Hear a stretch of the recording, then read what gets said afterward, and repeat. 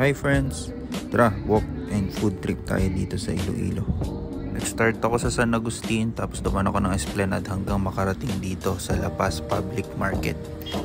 Pas muna tayo sa Batchoy, ni Netong, ni Decos, ni Teds. Dito tayo sa Match Cafe.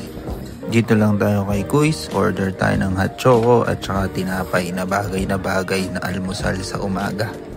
Lalo na ngayong weekend, dapat before 7. Kasi after 7, mas marami ng tao dito. Take out na rin ako ng kape, lakad tayo papuntang Roberto para may baon tayo sa paglalakad. Nagsimula tayo ng 7:48. Maganda dito pag weekend, konti yung sasakyan, fresh ang hangin.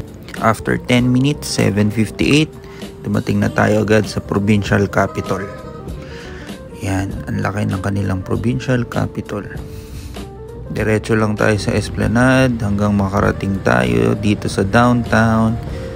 Diretso lang yan. After 15 minutes, nandito na agad tayo sa Sarabia Optical. Malapit na dito yung Roberto's Siopaw. Diretso nyo lang yan, makakarating na tayo sa Roberto's. Maraming uri ng siopaw. May king, may queen, yung pinakamalaki. Ang o-orderin natin ay yung queen.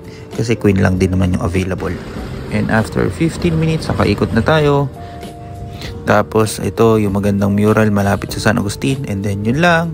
Meow meow. Bye, guys.